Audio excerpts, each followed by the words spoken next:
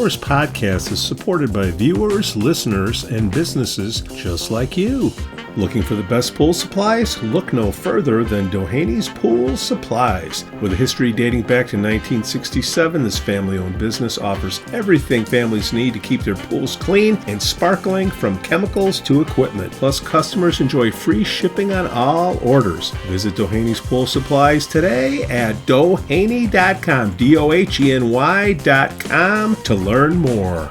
Broker Michelle Parno has lived and worked in Lake Forest for over 2 decades. Michelle's lending experience, when combined with her real estate expertise, makes her an invaluable asset to her clients as they navigate their home buying or selling process. Call Michelle now at 847-528-8721, 847-528-8721. For the best cannabis in the world, look no further than Iliad Epic Grow. Owned by Lake Bluff's own Rich Ruzich, they are a cannabis cultivation center focusing on hard-to-find small batch products that will delight both the occasional user and ganjier. When visiting Michigan, ask for it by name. Epic Products, exceptional process. For more information, email info@iliadgrow.com. Laracy & Company CPAs, founded in 2010 by Lake Forest's own Brian Laracy, specializes in tax preparation and bookkeeping services. Earning the People Love Us on Yelp award, their process is straightforward. Just upload, review, and file. For a free quote, visit LaracyCPA.com now. That's LARISEYCPA.com. I'm excited to share with you something special from our Lake Forest community, the Aesthetic Lounge Med Spa, located at 775 North Bank Lane in Lake Forest near Wisconsin Avenue. This just isn't any spa. They offer an amazing blend of traditional spa services plus the added benefit of medical procedures and treatments. In a relaxing and luxurious spa environment, you can enjoy a range of cosmetic and aesthetic treatments. These are all performed under the supervision of top medical professionals. The Aesthetic Lounge Med Spa provides skin care, facial rejuvenation, body contouring, laser hair removal, Botox, dermal fillers, chemical peels, and much more. What's great is that each treatment is tailored not just to enhance your appearance, but also to address specific skin concerns and to promote overall well-being. So if you're looking to pamper yourself and take your beauty routine to the next level, give the Aesthetic Lounge Med Spa a call at 224-768-8028 or visit them at their location on North Bank Lane. It's an experience your skin will thank you for. Okay. I don't think so. Matt Montgomery, we're talking about COVID. You care to weigh Yeah, in? that's great. Where's Thanks Melissa? no, thanks, Pete. She's got the it's like Saturday Night nice. Live with the cue Be cards. nice. She does not. Stop that. I'm telling you, don't. No. Yeah, no, be nice. I'll need doing two cards. All right. So we got back on the Lake Forest podcast, Superintendent Matthew Montgomery and President of the School Board, a 115, John Noble, and of course Joe Weiss. Welcome, boys. Hello. What? I apologize that I missed the last time you guys were on. I wrote down the wrong time, so Joe, I missed it. But You hurt my feelings. you're not take a number, Dr. Montgomery. I hurt a lot of people's feelings. I'm sorry.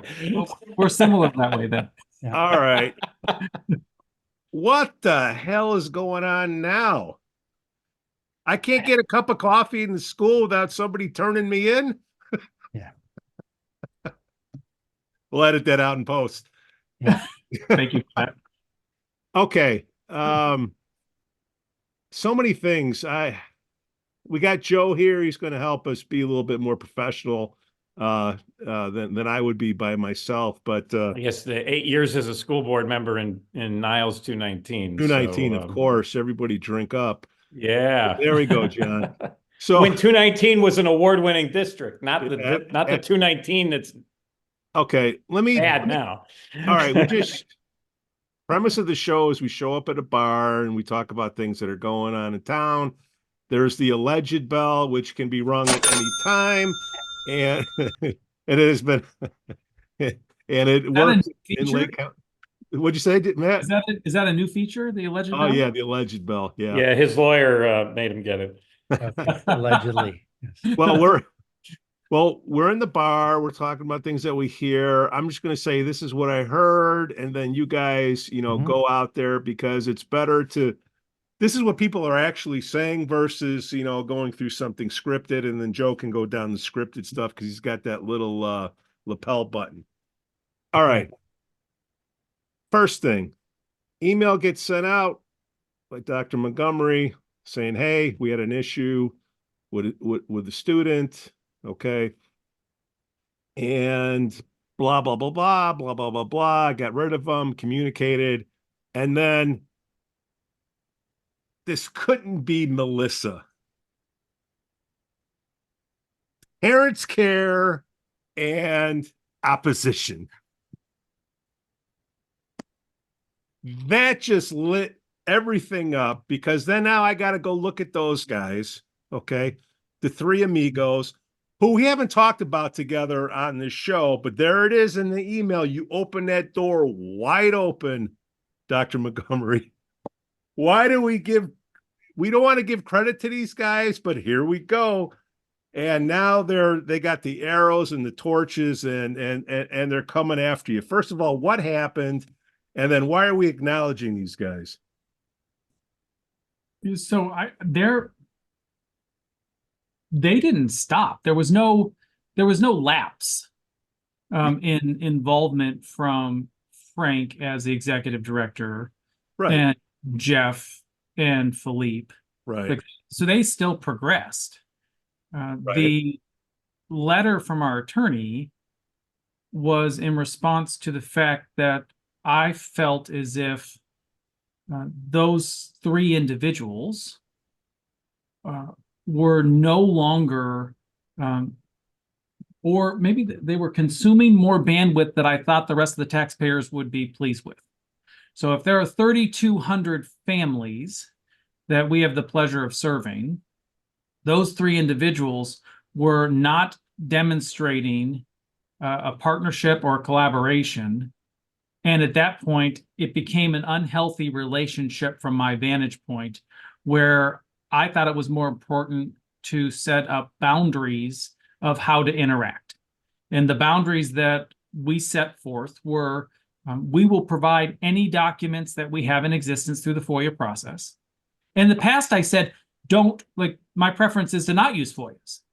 The problem is that there has been so many workarounds and misuse of the information of good faith attempts that now I believe the safest, most appropriate way to interact with the three of them is solely through the FOIA process. But do you I think think it'll also minimize sorry, Joe, I think it'll minimize the overall time and energy that we're spending, because there are so many amazing things that we are doing for kids right now that's where our energy should be. And we can't, we want to be responsive to our community through records that they need. And we want to provide that. But that is such a small portion of everything else we do that's where we're putting the boundaries. And we're saying, unless it's your own child, because all three of them have children, and we want them to thrive in the districts. And if you have a question about your own child, of course, the normal communication pathways are in existence. But outside of that, it's only FOIAs. We're not spending the bandwidth. We're going to spend it on the strat plan and the metrics and the work for kids. Joe, I know you're going to go in next, but I just want to know, look, we're informing the community of what happened, unless I'm getting the facts wrong. That's why I'm bringing it up. I'm going to address it and move on. Something happened at the coffee shop. We're communicating. And then in the same message, we addressed parents' care, or was it two separate things, two separate messages, or was it all the same one? It was all one. I am a Lake Forest High School parent. So I saw the email pretty as soon as you sent it, almost on my phone, and read through it, and my eyes popped out when I saw the last paragraph. When you called them an opposition group, that reminds me of when Hillary Clinton called Donald Trump supporters deplorables. It just lit them up. And I think now what we're hearing and seeing around town is that's given more publicity to Parents Care than Parents Care ever could have done on their own by doing that. I mean, do you think that was what was the thought process behind labeling them an opposition group? putting that in the final paragraph when the most of the email was explaining about the incident at the coffee shop in the school. So John and I debated this. There was many debates on using the word opposition or not. And we landed on many different places collectively. Where I landed was opposition and calling them what I believe their actions are demonstrating, that they are opposing any progress or any work that we are doing, absent some tokens of celebration of student success that they're harvesting from our materials. Everything else is oppositional to what we're doing, almost uniformly. So I think calling them an opposition group is just labeling them what their actions are demonstrating at this time. I do agree with you, and I weighed out. In fact, we had the discussion that somebody's going to say that I'm behaving like the example you just shared. That was talked about beforehand. And I netted on, instead of taking a softer approach of not labeling, I'm getting by that group labeled as somebody who supports grooming, somebody who supports child molesters, somebody who is abusing children. That's what I'm getting. I am saying that from the district's position, we are believing that they are opposing anything that we are trying to do. So that's why I call them an opposition group. John has a very different opinion on this. So he should weigh in, because there was an active President, calling them or not. Why'd you let him do that, John? I did not want to use that word for the exact points you both just made, because I could see exactly what they would do. And largely, I think it's been something that they've continued to do. So one of the things that we talked about this year, and I'll bring some relevance to the school district, the Student Innovation and Improvement Plan is something that Aaron started up at the high school with a bunch of the teachers. And so what they brought in were some concepts. One of them was respect. One of them was learn to learn. And these things that are happening within the culture at the school and bringing in the teachers and the environment there has made a big difference. And we've seen kids recognize bad behavior, or kids that are behaving in, they're kids. And having the teachers and other people having the willingness to basically stand up and say, no, you need to respect your fellow student. You need to call out bad behavior. And what we're seeing from Frank, Philippe, and Jeff, and largely their executive director with Frank, he's posting stuff on that is from a bullying perspective, from a lack of respect. I mean, it is at times, I'm not on Facebook. I will not go on. It's disgusting.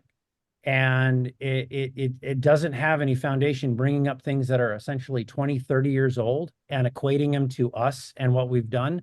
When in effect, what's been going on at the school has been a environment change and a rallying for the kids and the opportunities out of there. And so it is extremely positive. Are there more things to do? Yes, but we're seeing things that are moving in the right direction. And we don't have a pedophile problem at the high school. We do not have people grooming people left and right. We do not have, there are incidences, because what you have at the school is human beings. And so you have things that have occurred. And what was really interesting about what went on with the cafeteria is that it was resolved literally within an hour. And there's two things that were so important about that, is the child felt strong enough to go through from a confidential reporting to talk to his dean immediately. The school was able, from an HR perspective, to identify what happened and went on, and so on and so forth. And then at the same time, be able to investigate and figure out were there any shortfalls? Was there a training issue? Was there a training at the temp organization? And on and on and on.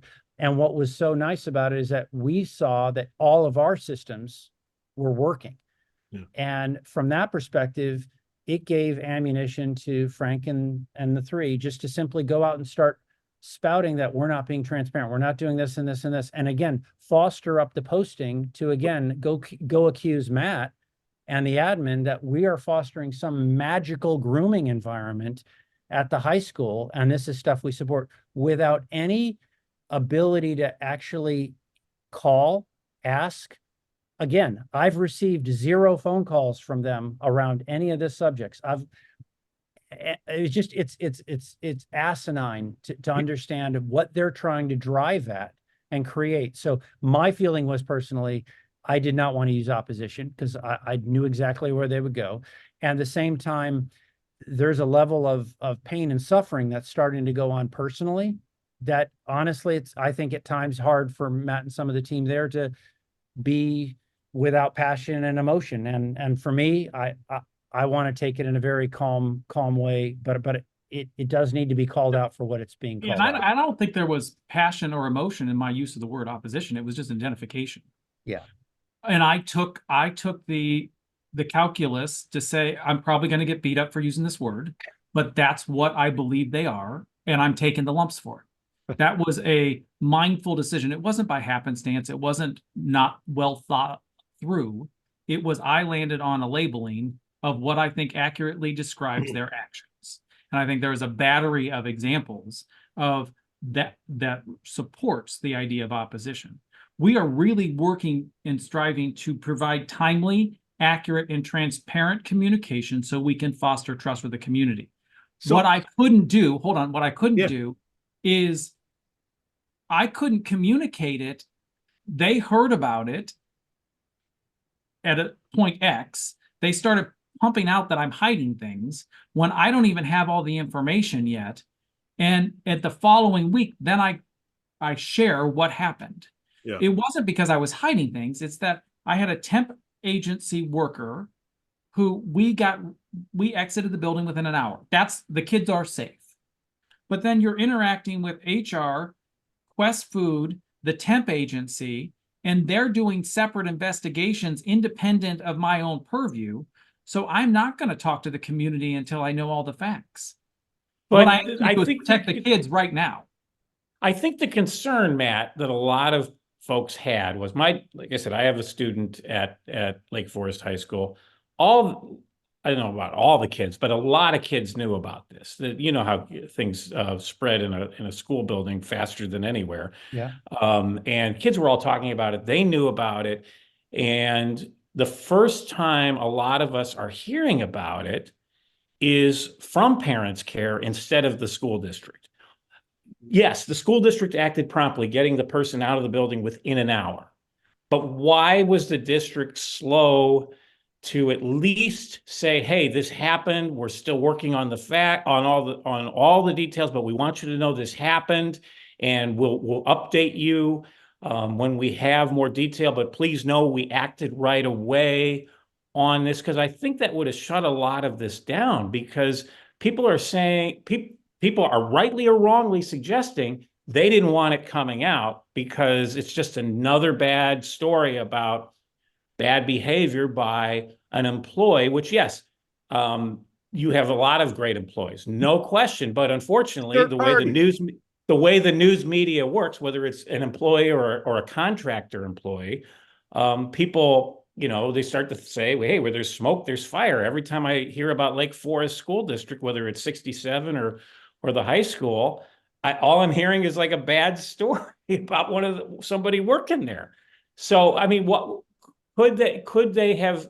I think that's the concern people had was, were they covering it up? I know I'm going to bet you're going to tell me, no, we weren't. We were just working to get the facts. But why was it that Parents Care was the first one to tell most people about it? And I'm hearing about it again from my daughter, and they're all talking about it. Should maybe the district have a more rapid communication of at least, hey, this is what happened. This is what we know. We'll update you when we have more, but please know this happened. Yeah, so I can't control why you heard from them before me. Like, I can't control their actions. I can't acknowledge that maybe, to your point, maybe we could have sent that out. Maybe it would have helped. I do not think it would have impacted Parents Care or their response. I think Frank would have, as executive director, used this to his pleasure. However, I would have communicated in when, as evidence of what's happening right now. But we could have. Joe, to your point, we could have. I don't know if it would have made a difference or not. Like, I have a daughter in the high school. John has a daughter in the high school. Like, I didn't hear anything. So it depends on which circle of kids you're with. Sure. And the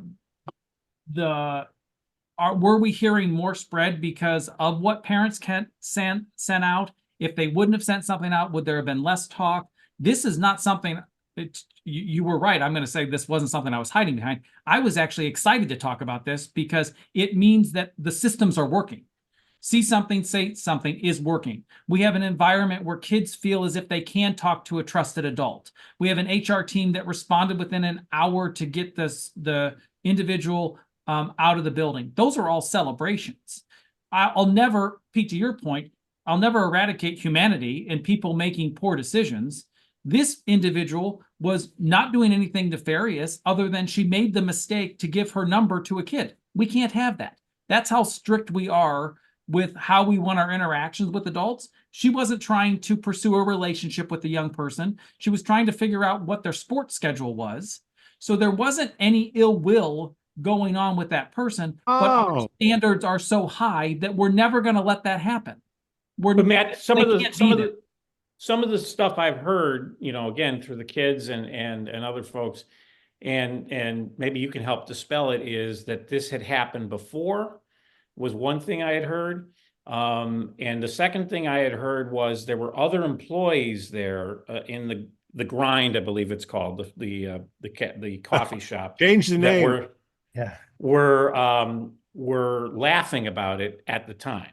I don't know if you've heard that or investigated that. And again, I know kids say things that aren't always true. But that gave me a little pause of, was it truly an isolated incident? Were there warning signs before? And were there other employees who laughed this off?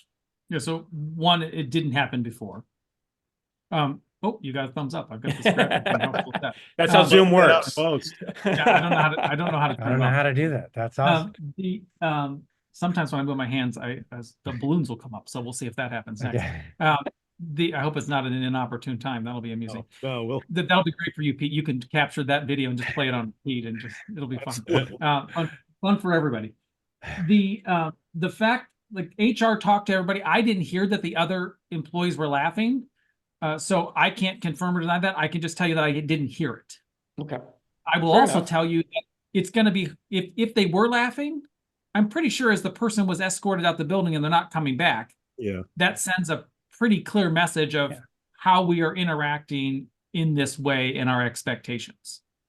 But I didn't hear that at all, Joe. Is there any consequence? I mean, like I said, you've had this incident now. There was, and I know this was at 67, but you had the Paul Brock thing. There was the drama teacher. I count 5 or 6 incidences. And again, a lot of them predate you. So I understand it. But are we putting, yes, you're reacting promptly when it happens, but are we taking steps to educate people to not do this stuff? Is there training of that? Yeah, so I believe that there's an attempt to put things together that are not correlated. And let's talk about this. So if you bring up the David Miller thing, that was in the 80s and 90s. Right. Like I said, it predates you. I give you that. By a lot. Let's not say predate. It's like, we're he was there when I was in high school. 3 decades. I mean, that's insane to bring. I mean, again, this is like when I was at high school at Lake Forest and Dave Miller was there. But you know, in the news media, if it leads, it bleeds. So when people, but why would you support that? Why do you want to bring up and try to bring? I know, but you're talking about it and saying that it has relevance when it's 30 to 40 years old. And when I first came on the board and this came up, we immediately stepped into creating the Weidlinger report and going after and trying to find out what was going on. And that was still dealing with 2009 or when he was dismissed or left. And so my point is, bringing this type of stuff up, that's fine. Go ahead and do it. There's nothing, we're not hiding anything. But the relevance of how that actually affects, because we have actually put in place, I assisted with the grooming law, with Faith's law. We had pieces within that. And I helped make some of those changes. We've made some other changes that we've tried to do legislatively. And so if these things are important, which they are, my other point of parallel would be why is Parents Care and others that care about these things or subscribe to, why are they not lobbying the legislators and the other people to affect change? We have, and have demonstrated as such. And so the point being is you can pin whatever you want to pin on, but there is no behavior and culture that is supporting this type of activity. But like I said, I count 5 incidences that I could find press clippings on. The Paul Brock, but Paul Brock didn't do anything in our schools. I get it. I get that. But that's important though, because when you say, why does this keep happening? We find out that Paul Brock made some previously poor decisions with children 20 years prior, and we said, you got to go. But how long? Let me ask you this, because this is the question that has come up with a lot of people was there a lapse in time from when you first found out about Paul Brock's behavior in Evanston to when he was actually removed from the classroom? Because there are people out there saying they waited a few weeks to pull him from the classroom.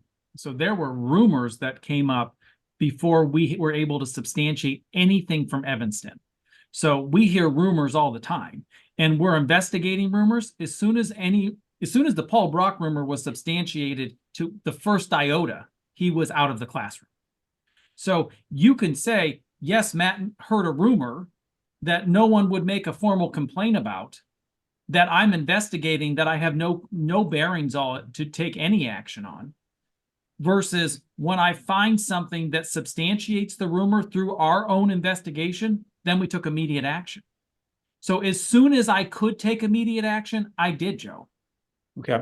But it's really hard to say. So if you say if you say a rumor about anything, what can you do with that other than investigate? So rumor made or said, investigation started. When we found out that there could be even some semblance of truth to the rumor, he was immediately put on leave. It was even like we were speculating that it could be true. He was put on leave. Okay. So John, you talked about Faith's law, and that is essentially the prohibits the pass the trash, right? Of where the school district, Paul Brock worked at what was it, Evanston School District, right, and left.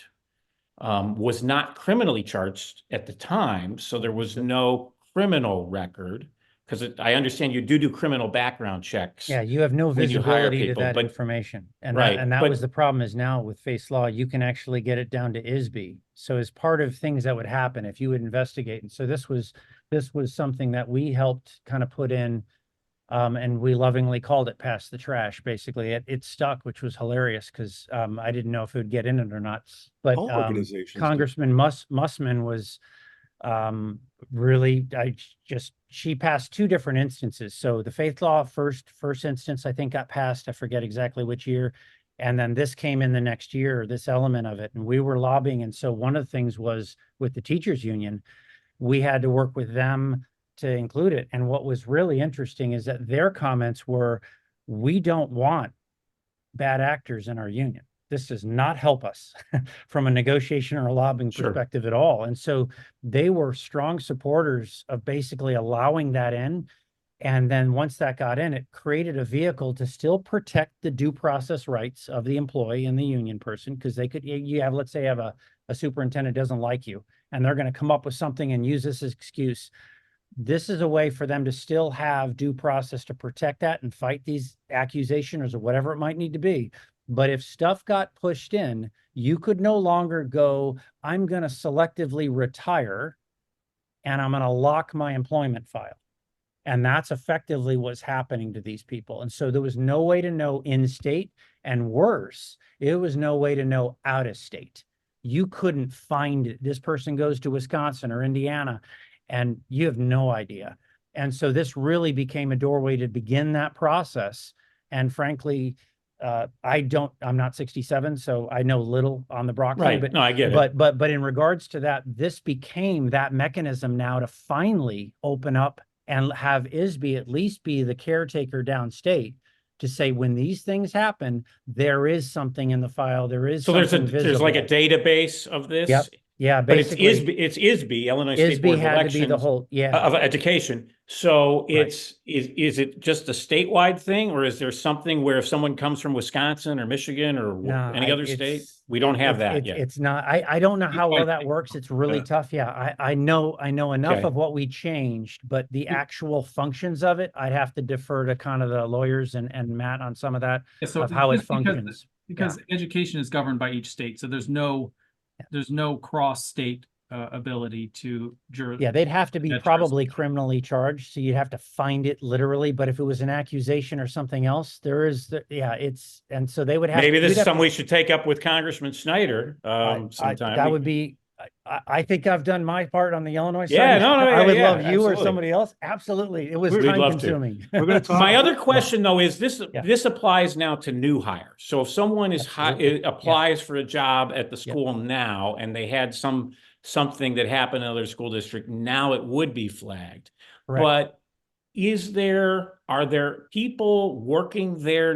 But it doesn't go retroactively. You don't have the ability to go back and search. And so I think that's a concern that I've thought about is, are there other Paul Brocks working at the high school or 67 or somewhere that weren't detected? Because the only reason you found out about Paul Brock was somebody came forward and told you guys. So is there another Paul Brock working there? Is there some way you could go back, check every employee that worked at a previous school district and say, hey, he was at a school district or she was at a school district for X number of years and then left. Maybe we should talk to that school district. And now we have the cover, I would assume, with this faiths law to find out if something bad had happened. Yeah, what's the union say about that? Like he said, I think you're right, though. I think the union doesn't want these bad apples being the face of their union. I think people would be, in general, I'll let Matt answer as well, but I think in general, my feeling is to try to now go backwards and try to figure all that. There's a lot of, again, it's a subject that we care about and should care about. But when you think about the other controls that are in place right now and what we're seeing in terms of the process for the kids and the interactions with the teachers and those things, we're at a heightened level that is, you would not resemble that. 80s and 90s when I graduated in 86. So these things. I graduated in 87. So so these things did not exist. So I think where we are in a time, and I think the care and thought that has been put into the processes and the people that are watching, I think we've got a lot more people with eyes on this subject matter and are very concerned that none of these things are happening. And so I think I feel very good about the processes in place and what's going on. And yes, I think we'd want to be attentive to any of these subject matters, but I feel what has been put in place from a security and a profiling perspective is we're doing, I think, about as much as you legally can do. Joe, before you get going, okay, because we're in a time constraint here. Here's the guy sitting at the bar having his fourth Miller Lite. The way he's looking at this thing is, I really don't care about this stuff that happened in the past. The email raised my eyebrow when parents care. Okay, fine. I'm letting it go. Going forward, okay, if something happens, you have to, Matt, you have to investigate things, get all the facts together, because you don't have it together, you're going to get a shitstorm in court, and you have to make sure you have all the facts straight before you can go out and say what happened. Is that fair to say, Matt? Before I communicate, I want to make sure I have all the facts. Yeah, but okay. I'm trying to communicate as quickly and as efficiently as possible. Okay. That will be a disconnect between however each person defines what quickly is in their mind. Correct. But if you and I see your point, Matt, but if you have if God forbid there was a shooting at the school, I'm going to guess you'd be telling everyone right away, hey, we just had a shooting at the school, please, and here's what we're doing, and more information to follow. Certainly hope we never get in that situation. Yes, all agree. But we're going to immediate lockdown and you'd get more information forthcoming. That's a very different scenario, but yes, you would get immediate, we're in lockdown situation. Would that Joe, do you mind if I Joe, do you mind? Can I continue? Thank you. Sorry. Okay. I didn't know you wanted to continue. Well, no, I just look. I want to deal with this crap now. That's what I told Matt. Let's deal with it and move on. Okay. You had a third party come in. If you don't have a third party in, then people bitch that you're paying too much for a coffee service. Do you have 2 coffee services in Lake Forest High School? Or only 1? I don't know. So you get people to complain about it. You got rid of the person in an hour. I can't believe you're not bitching that you didn't get rid of them in 30 minutes. Okay. I get all that. So going forward, you're going to get this stuff together, and you got people out there that want attention. Okay. Yeah, this podcast. Okay. But I like attention to get to the bottom of things so people can stop wasting their energy and put them on better things like volunteering for the caucus. Right, John? Yep. So, sure. so after you investigate, you let people know what's going on, and that law passed. So now you have a better idea of the people are coming in. Something like this happens again. You're not hiding things. The only thing I'll throw on top of it, Matt, I was a jerk to you for I don't know how long till we got to know each other. And the reason I had that opinion that you're defining yourself. I never said that about you, Pete. Oh, I've always said how much I adored you. Okay, great. All right, fine. Where's Melissa's cue cards? It's like Saturday Night Live over there. Stop picking on Melissa Oakley. Yeah, leave her alone. Well, I'm going to talk about her $30,000 video budget, but I'm not going to go there. Okay. It wasn't that. It was not 30,000. Nice. That's a great example of misinformation. 35. It was not. No, it was not. Okay. I'm not there. All I'm saying is I remember, look, you're pretty open with the FOIAs because you can go up to your website and pull all the FOIAs and see what people are pulling. There's not a lot of people. Those 3 mental Olympians, okay, I don't know how much time they're sucking up, but there isn't that many people pulling FOIAs over there. I know it takes a lot of time, but maybe with, when my tax bill hits, we can put a couple more people in the FOIA department. Which Parents Care gave you a platform during the referendum campaign to give your side of the referendum. The opposition group gave you a platform, as I recall. Did they let you write an article in their mailer or something? I believe that they offered. I don't think I ever did. Joe, we didn't take them up on that. I thought I saw something from but you. Okay, my bad. Here's the problem I have with both parties. Okay, I don't talk to those 3 anymore. And Matt, I already told you this because I offered them the chance to come on the show and pop in and let's hash this thing out. They're like, oh no, because I'll tell you. Those 3, they don't need a chiropractor because there's no backbone between the 3 of them. Okay. So there, yeah, I said it, Philippe. So now here we are going forward. All right. This stuff happens. We're going to investigate it and move on. Because now, Joe, who else is getting involved here? I don't even know these organizations. Parents of what?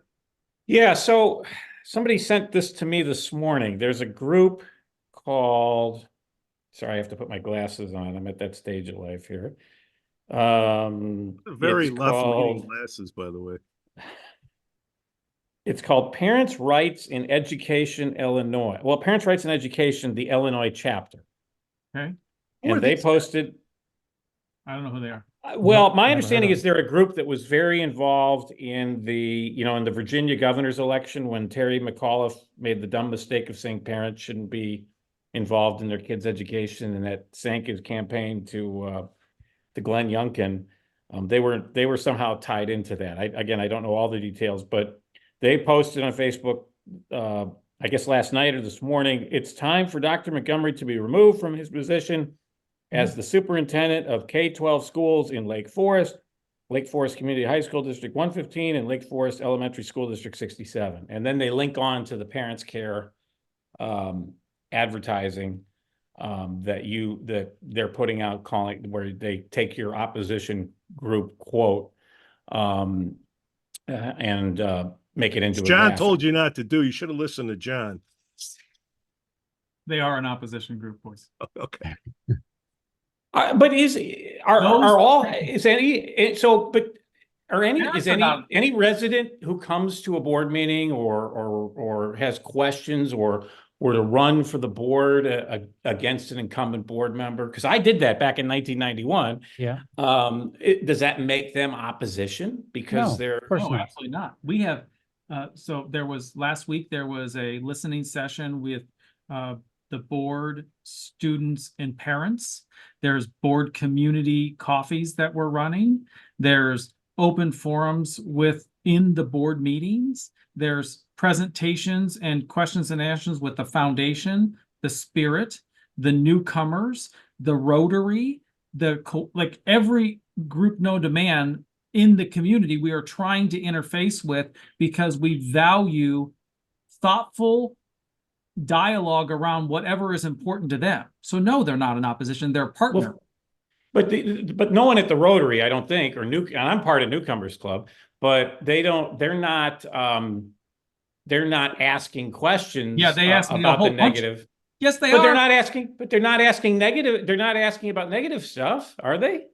So I had the pleasure of speaking with them a couple of weeks ago. Yeah, I missed that. I was out of town, but yeah. Dr. Leali and I were there. They asked about a half an hour to an hour's worth of thoughtful questions, from how we're staffing the Math Resource Center, to the curriculum we're offering, to the extracurriculars that we have available. So yeah, they're asking a whole bunch of questions. But if someone stands up and says, I disagree, if someone says it stands up and says, I disagree with how you're staffing the Math Center, does that make them an opposition group? No. And why would we say it? Yeah, no. And we wouldn't say it as such. No, we want dissension because we don't want like thinking, because there's a great deal of danger in everybody thinking the same thing. And that's why I have 14 board members who challenge in a thoughtful way every decision we're making. We don't always agree, but that's what makes this country great. Has there ever been a vote by the board that wasn't 7-0? Yeah, we've had a couple. But I would also say that part of the environment of the board and what we've done, and this is the way I lead and the way I work, being from my athletic days and things, I work in a mindset of as a team. I don't have all the answers and the expertise. The admin has significant knowledge within the obviously learning environment. So from a standpoint of working together and getting the best information to get to the best decision, there's significant amount of thoughts around ideas and how to do things. And so from that perspective, you don't see conflict and yelling and screaming and all this other stuff. But there's a lot of thoughts about how do we approach a solution and how do we approach it in terms of sharing what's going to be the output and what are the goals and what we're trying to achieve. So from my perspective, some people like to run organizations fear-based.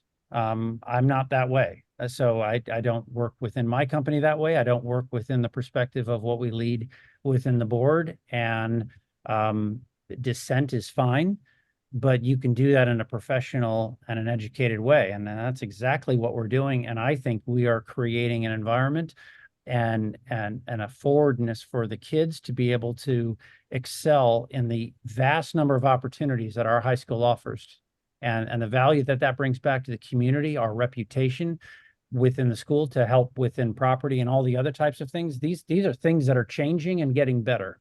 And we're going to be able to, hopefully as a board, we're working on some of this stuff this week and next, to start to simplify these metrics and these terms into digestible ways to understand it.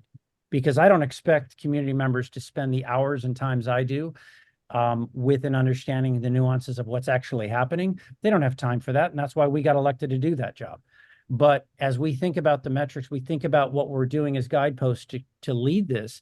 What I want to be able to show is how do we bring those into digestible, understandable points so that people can look at that, measure what we're doing, and define success and show that what we are doing is successful to the kids in the community. And I see evidence of all of that. We're bringing more of that forward.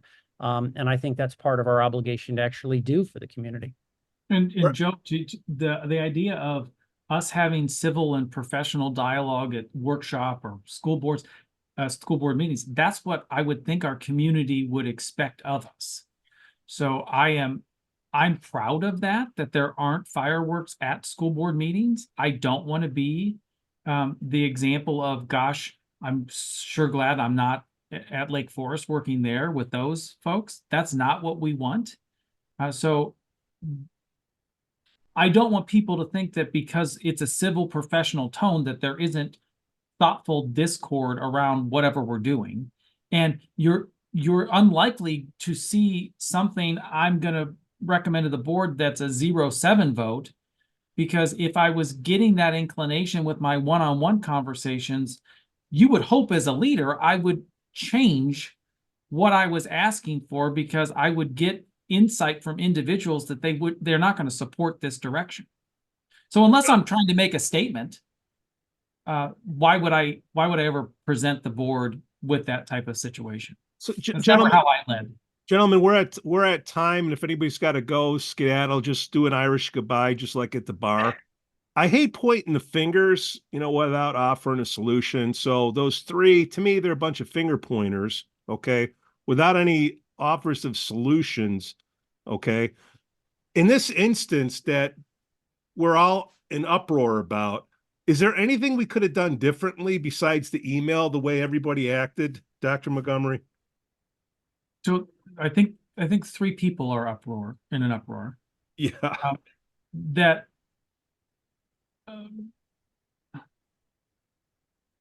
To Joe's point, we could have sent the email on earlier in the week. We could have done that. Okay, so next time well, did you have all the facts? No. Okay, so I guess I didn't ask. Solution.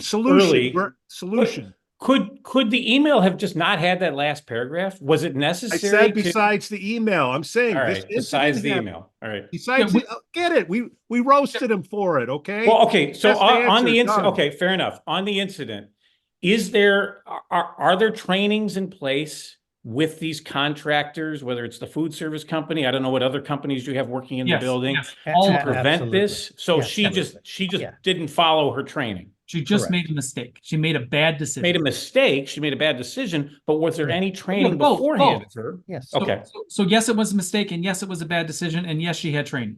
Now, we talk about the pass the trash rules that apply with teachers. Do they apply with school contractor employees? Is there a possibility that she could end up working at a food service at some other school district?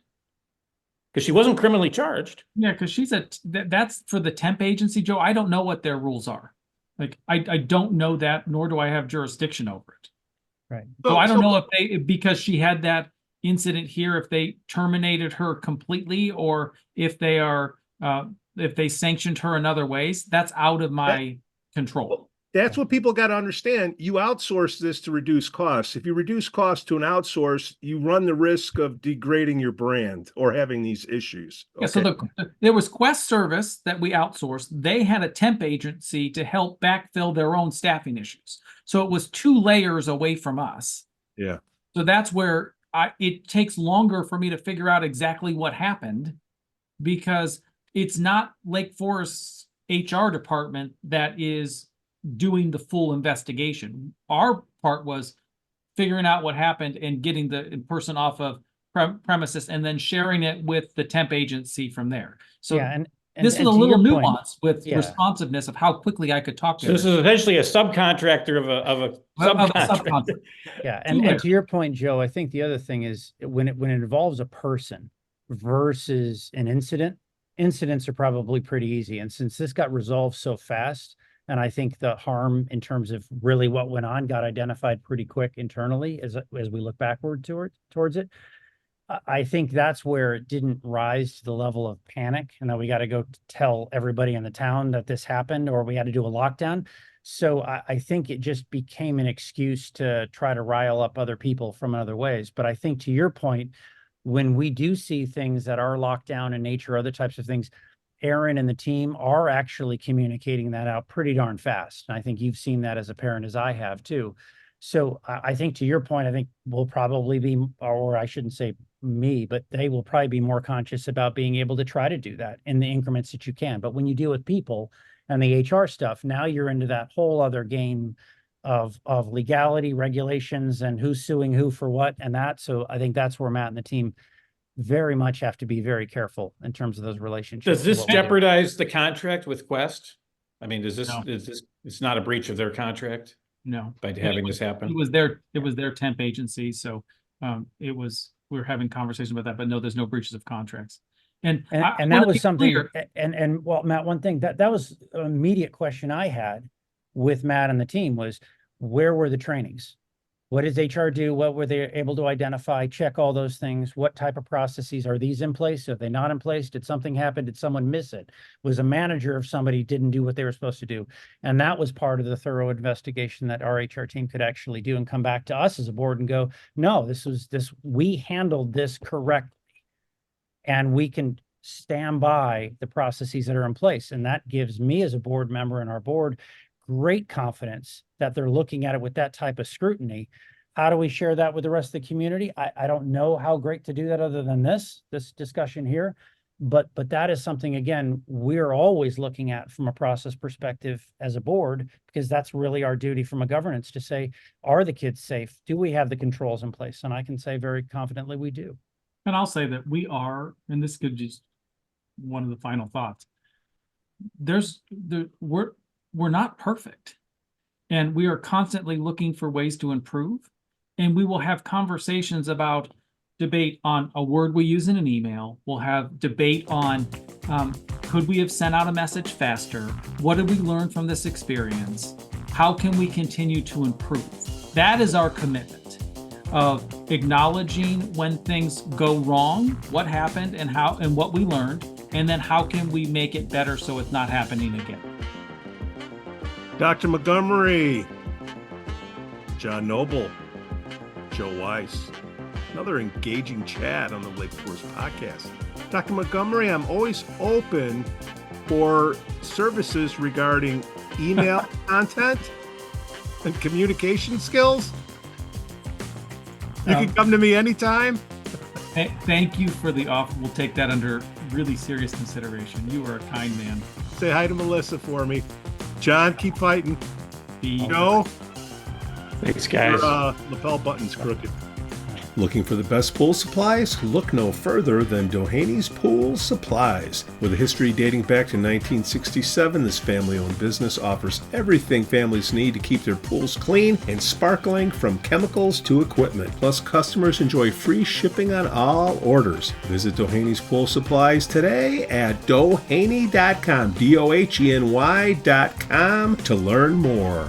Broker Michelle Parno has lived and worked in Lake Forest for over 2 decades. Michelle's lending experience, when combined with her real estate expertise, makes her an invaluable asset to her clients as they navigate their home buying or selling process. Call Michelle now at 847-528-8721, 847-528-8721. For the best cannabis in the world, look no further than Iliad Epic Grow. Owned by Lake Bluff's own Rich Ruzich, they are a cannabis cultivation center focusing on hard-to-find small batch products that will delight both the occasional user and ganjier. When visiting Michigan, ask for it by name. Epic Products, exceptional process. For more information, email info@iliadgrow.com.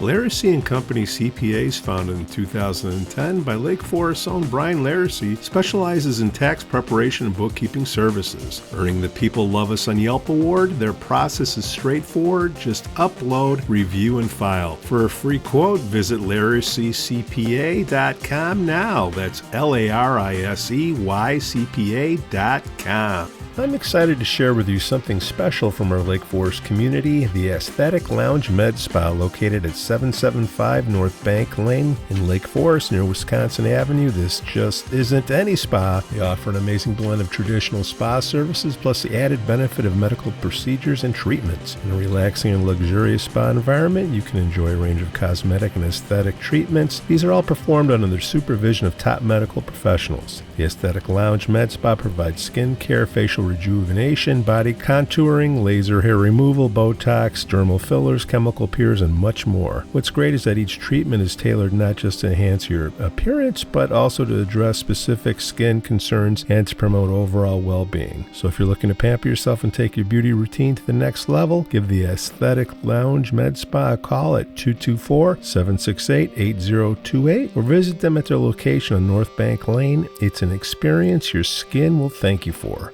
We'd also like to say we're thankful for our Patreon supporters, Otto, John C., Helen, Herrick, and J.M.